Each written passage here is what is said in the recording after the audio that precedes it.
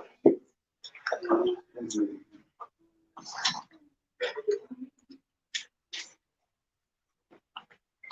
afternoon, ladies and gentlemen. Welcome to the press conference of the MDC Alliance on land reform policy or position. The conference is going to be addressed by none other than Advocate Mahere, the National Secretary for Communications or National Spokesperson of the MDC Alliance. Over to you, Madam Mahere. Thank you very much. Esteemed members of the press, thank you very much. The MDC Alliance acknowledges the Land Reform Program as a necessary correction of colonial injustices. We noted that the approach used to correct and address historical imbalances was not the most desirable, as evidence over the past 20 years demonstrates. We are importing food when we used to feed other nations. 8.6 million of our population are food insecure, notwithstanding over $6 billion reportedly invested in command agriculture in the last 3 years.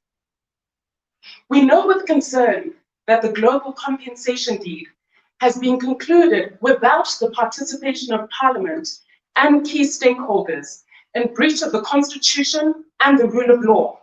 In particular, Section 295, subsection 4, which requires that any compensation for previously acquired agricultural land must be assessed and paid in terms of an act of Parliament.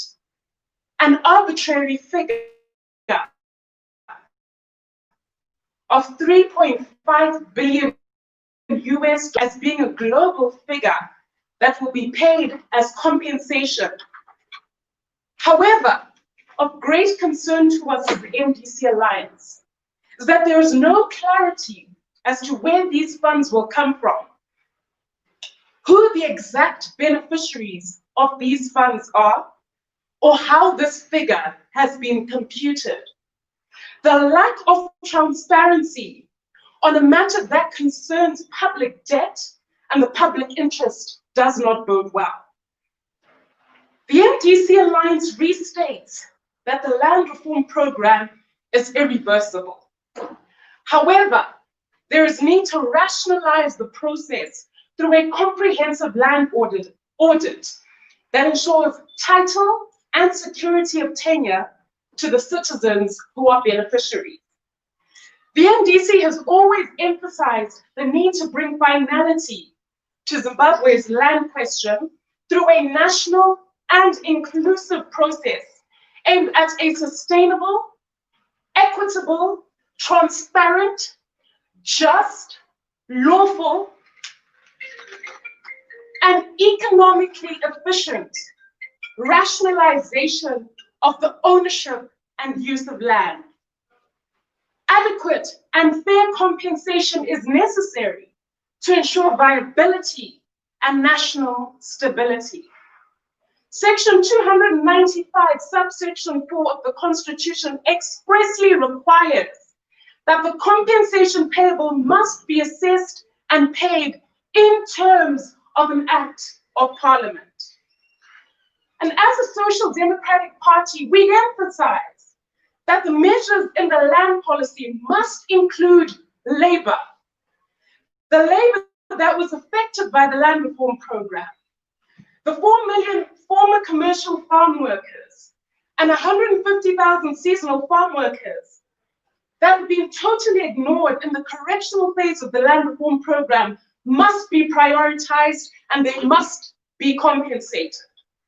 We call for urgent attention to be given to their plight and for their concerns to also be taken into account. Members of the press, property rights are sacrosanct, and security of investment must be upheld. Property rights, including those contained in international agreements, are inviolable and cannot be compromised. Now, we accept that it is necessary to remedy the gaps that arose on account of the Land Reform Program, and the national interest to ensure that we return to agricultural productivity and a sustainable and inclusive system of land tenure. However, it's our firm view that mishandling the correctional phase of the land reform program through a lack of transparency, through inadequate consultation, and through illegality may create new problems that will haunt us in the future and impede the very objectives of agricultural productivity and sustainability that we collectively aim for. As the MDC Alliance, we continuously emphasize that the rule of law must be upheld. There must be wide consultation of all stakeholders to ensure that there is closure to this important national issue. It's important that we outline what we, as the alternative, propose that we would do as a new administration under an MDC Alliance government. First and foremost, we would bring finality to the land question. At present, people are still fighting over land invasions, double plot allocations, and boundary disputes. This must all be resolved. There's a need to deal with the question of security of tenure. Beneficiaries of the land reform program need to be given title so that land owners will have both land use value and exchange value so that they can access credit lines. There is a need to preserve the sanctity of BIPA and BIT agreements. There's a need to ensure finance agriculture infrastructure. In order to fully empower newly resettled farmers and land reform beneficiaries, there's a need for seasonal capital and land loans to be provided by commercial banks, as well as the Rural Development Fund. There's a need to set up an impartial, independent, well-resourced, professional agency, the Land Commission, which is provided for under Section 296 of the Constitution, to carry out the constitutional functions that are set out there. There's a need to restore collateral security in land, to facilitate the sustainable funding of the agricultural sector, consistent with the Constitution of Zimbabwe. There's a need to deracialize land ownership in order to improve farm production and agricultural productivity. Agricultural productivity is not a race issue. It's a product of training, investment in farming, and correct modern infrastructure supported by adequate funding. Good international relations are good for export and good for farming as a business. We state and restate that there's need for a comprehensive and transparent land audit to eliminate multiple farm ownerships and promote productive land utilization. There's need to introduce a land tax. An MDC Alliance government will introduce an appropriate land occupation and use tax that encourages production on titled land and facilitates production of off-farm infrastructure by the state. An MDC Alliance government will promote and facilitate the uptake of new technology, something we expound upon in great detail in our smart agricultural policy set out in the SMART manifesto. This is necessary for the agricultural sector, from farm level to agro-industries. This will also include supporting the use of sustainable energy sources, such as solar energy in the agricultural sector and electronic land management systems that publish information on land ownership, production services, and ecological location. Thank you. Thank you. Questions? Yeah. Thank you so much. I wanted to find out the issue of compensation. The compensation issue that is being raised by the government is an engagement between the government and the former white farmers. As the party, have you also reached out to the farmers to understand their position regarding this issue of compensation?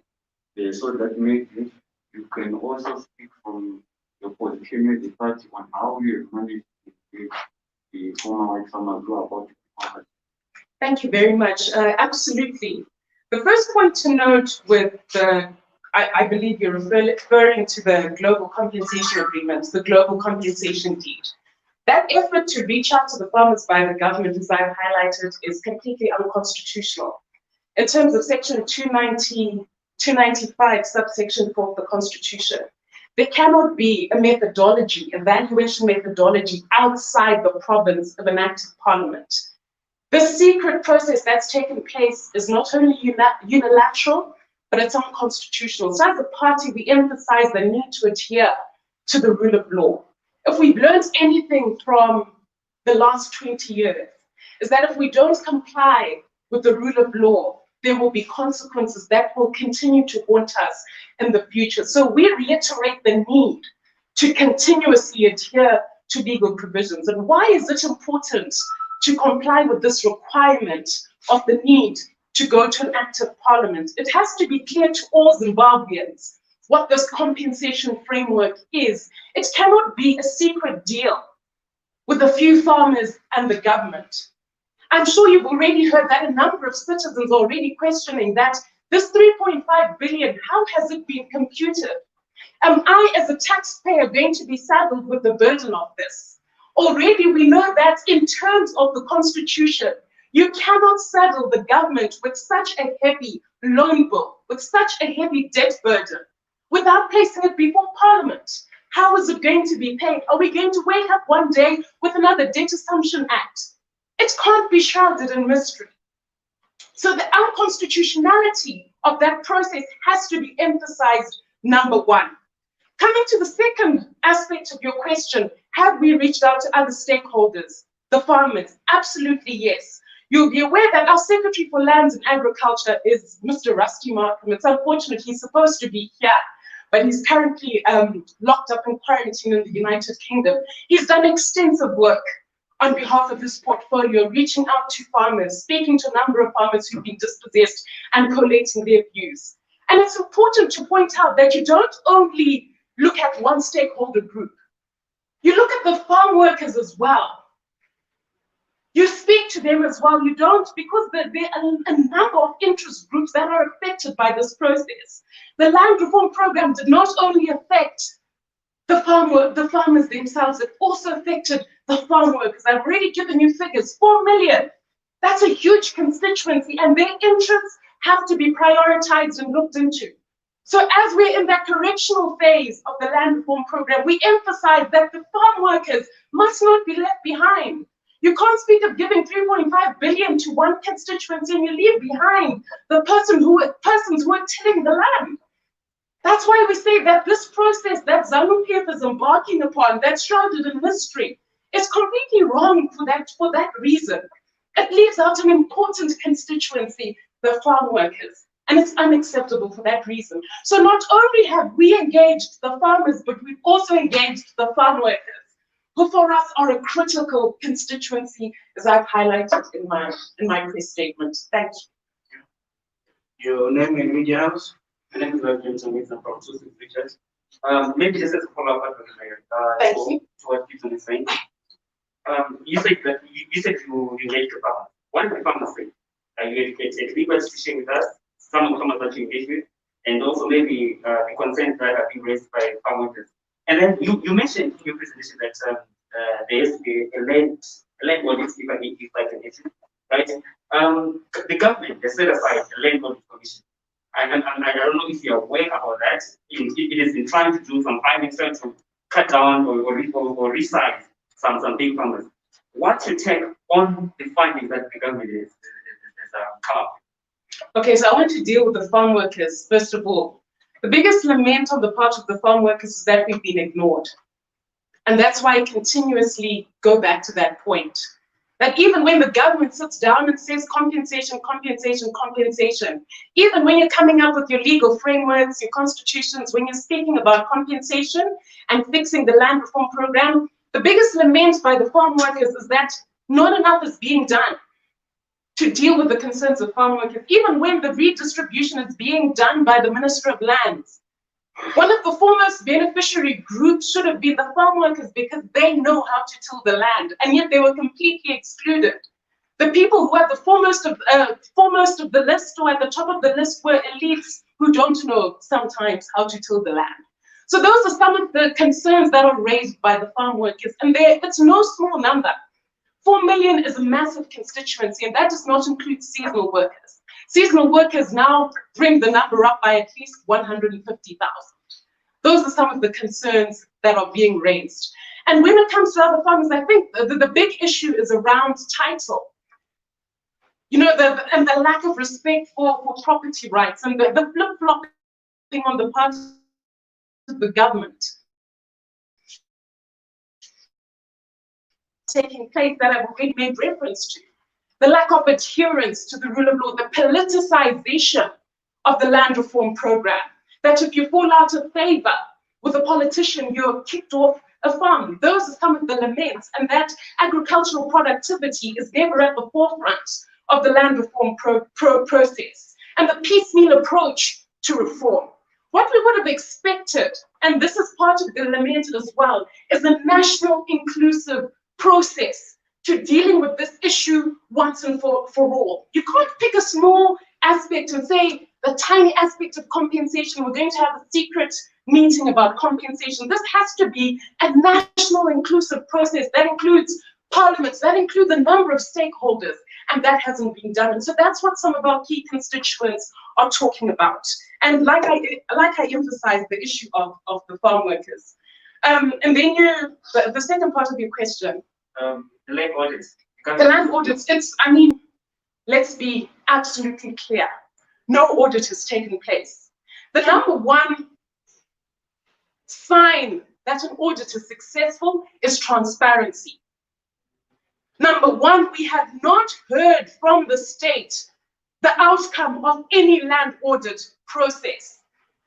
We have not heard from them who owns what land. We would have expected to hear if it was a genuine, sincere land audit. We would have expected to hear, it should be clear who owns what land.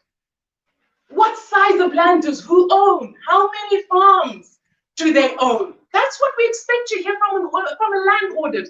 That's why I've stated in my press conference, in my press statement, we don't just want an audit for the sake of it. It has to be comprehensive. It has to be transparent. And we haven't had that as yet. I think it would not be correct, it would not be sincere to say that we've had a comprehensive, transparent land audit. We haven't.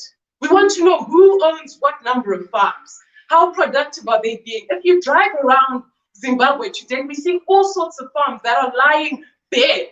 Who is holding these farms? Why aren't they producing on them? We always hear about downsizing. Whose farms are being downsized? We want to know who. The young. Access to land for young people. We want to know why aren't young people being able to access land? All those issues are important. The politicization of land. Again, it shouldn't be a political issue. I should not have to pull out a ZANU-PF card to access land. It shouldn't matter that you don't have a political affiliation or that you're MDC. It shouldn't matter. And just to use a wild example, Godfrey Kurawole should be able, if he's interested in land, to be able to apply. It shouldn't matter. We shouldn't politicize this issue. That's why I'm saying the process should be national. It should be inclusive. It should be comprehensive. I hope that takes care of your Okay. intervention. I think we need to give others a chance. Thank you. This item, name and media house, please. Thank you, Takuchi Ambake from Zimbabwe's TV.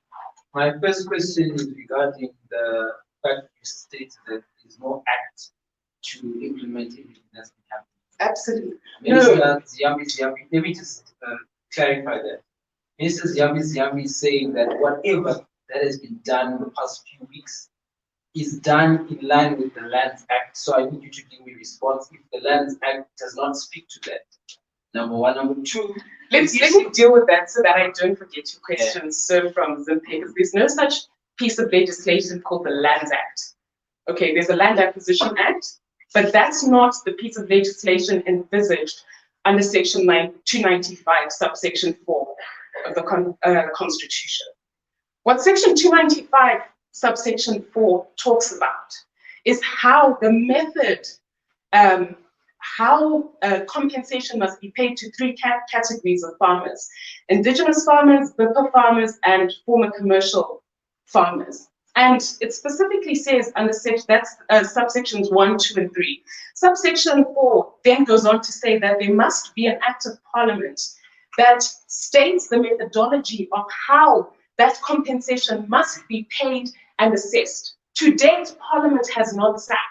I challenged Mr. Ziyambi to produce which act he's talking about. The Lands Act doesn't exist as a piece of legislation. I'm just letting you know now. All right, the Land Commission Act doesn't cover it if that's the one that he's talking about. The Land Acquisition Act doesn't talk about compensation at all. So I don't know which Lands Act he's talking about. Right. There's no act of parliament, no statute that's been passed. And if he's referring to SI 62 of 2020, that's not an act of parliament. You can't set out a question of compensation that the Constitution specifically states should be dealt with in an act of parliament, which is not delegated legislation. You cannot say that you then complied with Section 295, subsection 4. The legislature and the Constitution were clear that it has to be in the form of an act of parliament. All right, thank you for that. And the second bit of my question goes to the issue of compensating the farm movement. You highlighted that they've been left out of the whole equation. We're talking about the farmers. But the Constitution does not cover. And isn't that an issue that was missed in 2013 compilation of the Constitution? Just give us. For us, it's a moral issue. I didn't come here to give you a lecture on the law.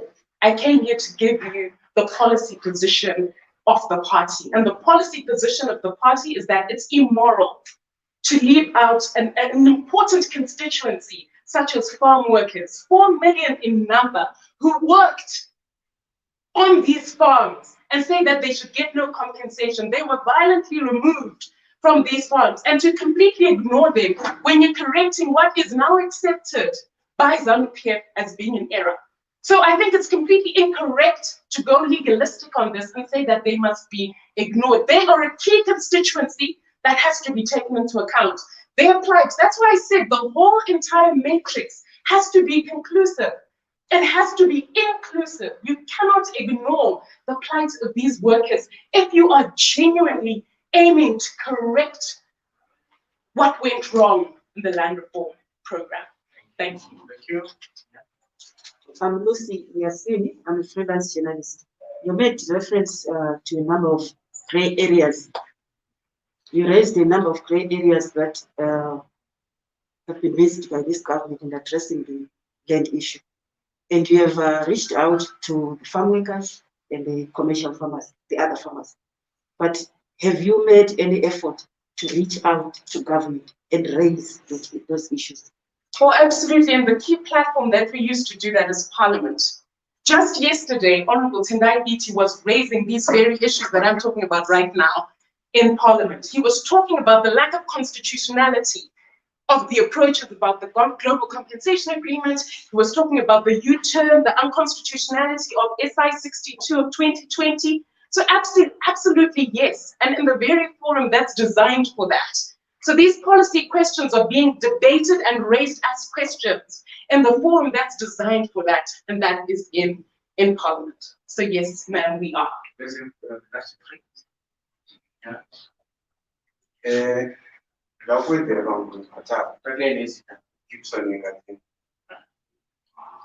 Constitution area 2013 yakaitwa nemapato ose. Saka apa kusanaka kwayo kuchadziswa neZANU-PF nekuti kututsira mubvundo wanga uchitaurwa navashandi. Manegotiators constitution aibva kubato reMDC kune mapato akasiyana-siyana vane vanhu. Saka kuzonzi zvakuitwa nezano kana kuti constitution kukanganisika. Kukanganisika kuti izano PF kana kukanganisika kuti pakutanga process yacho yakanga iri reform. Thank you. That's a very good question. And if you'll allow me to respond in English, because some of the issues I'm going to raise actually demand some legalese. Now, it's funny that you should say that the Constitution is tying ZANU-PF's hands so they cannot look into the plight of farm workers. If you look at the joint statement that was issued by the Minister of Finance and the Minister of Lands, it included certain clauses and certain things that they had agreed that aren't provided for in the Constitution. I'll give you an example.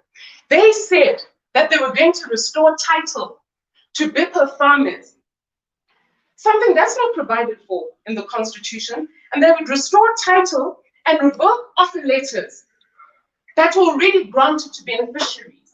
Now, if you look at Section 295 of the Constitution, that is not a competent manner to compensate BIPA landholders. It's simply not provided for. So it's funny that you should say that ZANU-PF is willing to break the Constitution for BIPA farmers and twist the Constitution. And yet when we raise the plight of farm workers, they say, oh no, it's not constitutionally provided for. To do so is to hide behind the finger. If we are to resolve the land question to finality, we have to do it in a manner that's inclusive. We have to accept that key constituencies were left out. We cannot hide behind the fact that, oh no, Section 295 doesn't include farm workers. We have to relook at it. If we're prepared to do 27 amendments to the Constitution to give the executive, to give the president more power, then we should be willing to sit down and say, no, we need to relook at the plight of farm workers if the issue is just that it's not constitutionally provided for. But the bottom line is that as a policy issue, the plight of farm workers must be revisited. That's something that's come out time and time again in our consultation. So you cannot hide behind the finger and say, no, it's not provided for. The plight of farm workers has to be taken into account. Thank you. Okay, thank you. I'm Leo from newsnow.com. My first question is a matter of clarity. Maybe if you can tell us what the farm workers you say to talk to, or your party talks to some of the farm workers, what they say they lost when those farms were taken over the process, and then secondly. In fact, let me just deal with that straight away. Their homes, their livelihoods. Some of them had been on their farms or on those farms for 5 generations. I think we all remember the setup that was on the farms. Some of them had been living and working on those farms for generations and generations and generations. They were living and working in their homes for years and years and years. So they lost their entire livelihoods and they had nowhere to go. So they lost absolutely everything. What's your next question? My next question now was, we were with the war veterans yesterday here. It's in line with your statement that land should not be treated racially. So war veterans told us that they were very disappointed. They are very disappointed that the same people they fought against to reclaim their land are now being given them this land. I'd like to know the party's position on that, and also what you would do differently for this. So I think the critical issue is this, that those who have benefited from the land so far should get title. So there should be no reversal, so to speak, of the land reform program. So it's not a question of saying, oh, you had been given your land, we're taking your land back and we're reinstating the farmer that was there. I think that when anyone speaks of reversal, that's the aspect of ZANU-PF's policy that everybody is challenging. And there is a clip where Honorable Tendai Iti explains that in great detail when he was in Parliament yesterday. That is the aspect where we say ZANU-PF is reversing the land reform program. That's what we're talking about. That someone has an offer letter, they were allocated a piece of land. Now you want to revoke that offer letter and say the farmer that used to be there is now the one who is now there. That's the issue, I think, that is contentious. What would we do differently? Like I said, the starting point is a comprehensive audit. You cannot start talking about allocations when you haven't done an audit. Audit is step number one. Having done the audit now, then you start talking about giving title in a rationalized manner. Having an inclusive, participatory, sustainable process of allocating land that is then in accordance with right principles. That's what we emphasize. And if you look at our smart policy, I've picked up aspects of it in my statement. That's what we emphasize. Thank you very much. Thank you. We've come to the end of our press conference. Thank you.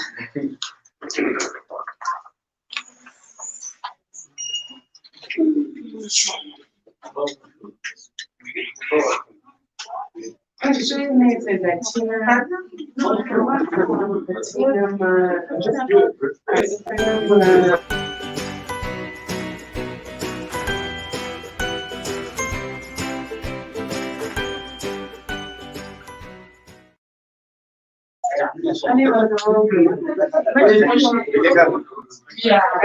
Okay, today's done. Today's. Thank